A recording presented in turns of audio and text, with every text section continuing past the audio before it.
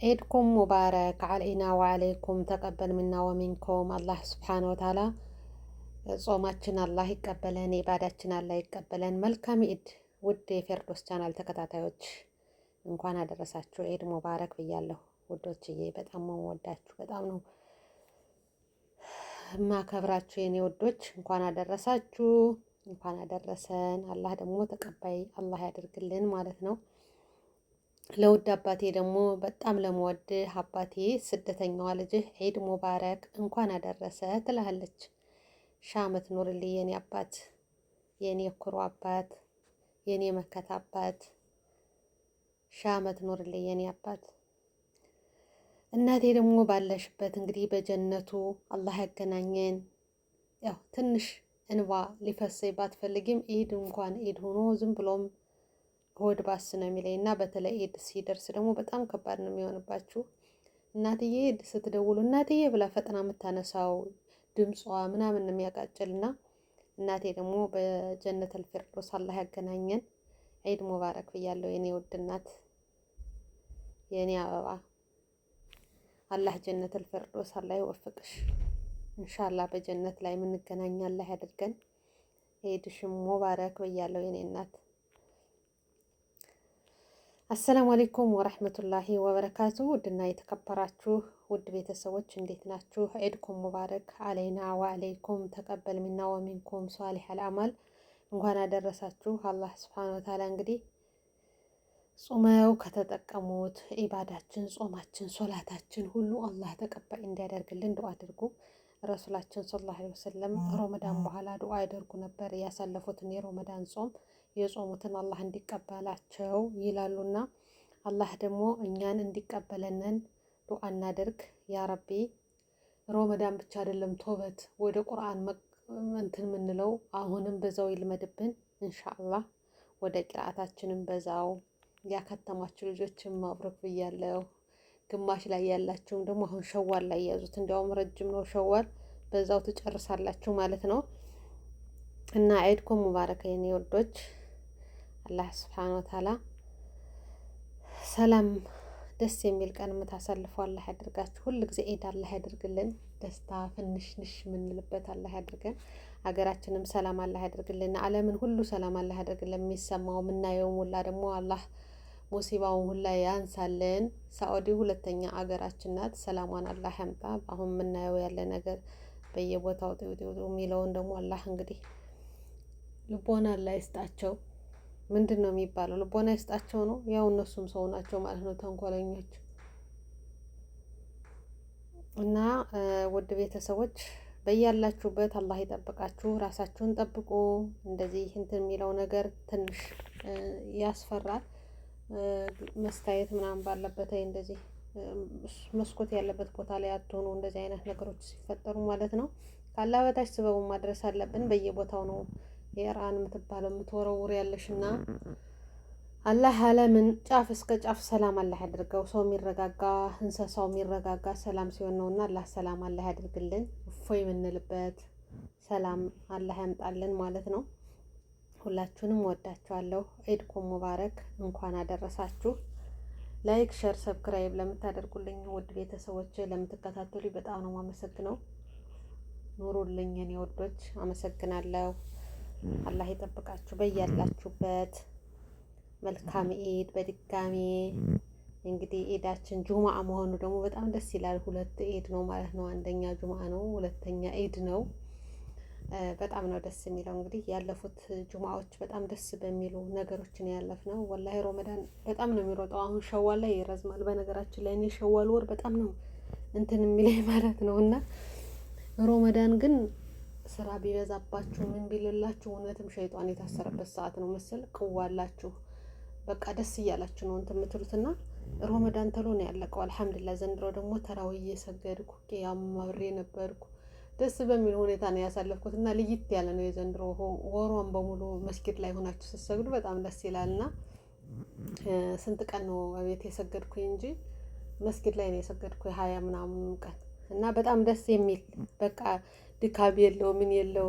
ተራው ያብራችሁ ሰግዳችሁ ስትመጡ ዱዓውን እዛ ስትሰሙ ምን ስትሉ ከህዝቡ ጋር አብራችሁ ሰፍ ይዛችሁ ስትሰግዱ በጣም ደስ ነው የሚለው እና እኔ ማለት እሄዳለሁ። ግን ዘንድሮ በደንብ ወሯን በሙሉ ማለት ይቻላል ሄጄ የሰገድኩኝ አልሐምዱሊላህ በጣም ደስ በሚል ሁኔታ ነበረ።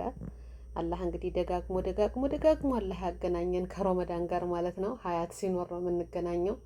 ስንት እህቶቻችን ቤተሰቦቻችን ዱንያን ተሰናብተዋታል። እኛ ደግሞ ሀይ ሁነን ተገናኝተናል። ለመጪውም ደግሞ አላህ ያገናኘን ከተሻለ ቦታ ላይ ሁነን አላህ ነገሮችን አስተካክሎልን ሀገራችን ሰላም ሆኖ ካሰብነው በላይ አላህ አድርጎልን ከቤተሰቦቻችን ጋር በሰላም በፍቅር ምናሳልፍ አላህ ያድርገን። ምንኖር ምናበላ ምናጠጣ ልክ እንደምናየው ምንመኘውን ነገር ከዛ በላይ አላህ እንዲያደርግልን ዱአ አድርጉ።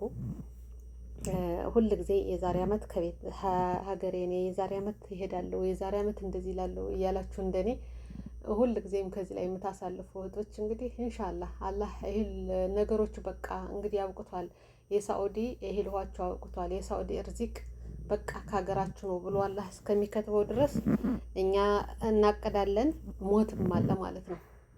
ሞትም አለ፣ ከዚህ ዱንያ መሰናበትም አለ። እኛ ግን አልሐምዱሊላህ የአላህን ንፋስ እየተነፈስን አለን ማለት ነው። እና እንዳይከፋችሁ ለማለት ያህል ነው። ኢድ ደግሞ ተሳክቶላችሁ ከቤተሰቦቻችሁ ጋር የዋላችሁ ልጆች ደግሞ ብዙ 2-3 ኢድ ነው ያላችሁ እናንተ እንኳን ደስ አላችሁ። ብዙ ልጆች ተሳፈራችሁ አላችሁ። አልሐምዱሊላህ ደስ ይላል። ኢንሻአላህ ለኛም ደግሞ ዱአ አድርጉልን። እንግዲህ ፊት ለፊታችንም ኢድ አልአድሃ አለ። በነገራችን ላይ ሰላም ደስታ ሲኖር ሁሉ ጊዜ ኢድ ነው። አላህ ሰላም ያደርግልን። የእውነት ሰላም ስትሆኑ ውስጣችሁ ሰላም ሲሆን፣ ሀገራችሁ ሰላም ሲሆን፣ ቤተሰቦቻችሁ ሰላም ሲሆን ሁሉ ጊዜ ኢድ ነው ለእናንተ። የእውነት የቤተሰብ ሰላም ለእናንተ ሰላም። አሁን ስደት ላይ ያለ በጣም በቃ ድክም ያለ ፍስስ ያለ ጉልበቱ የሀገር ቤት ያለው ሀሳብ ድካም ነውና እሱን ጭንቀታችን አላህ ሙሲባውን ሁሉ ብድግ አድርጎ ሰላም አላህ ያምጣልን እላለሁ። እና ውድ ቤተሰቦች አይክፋችሁ።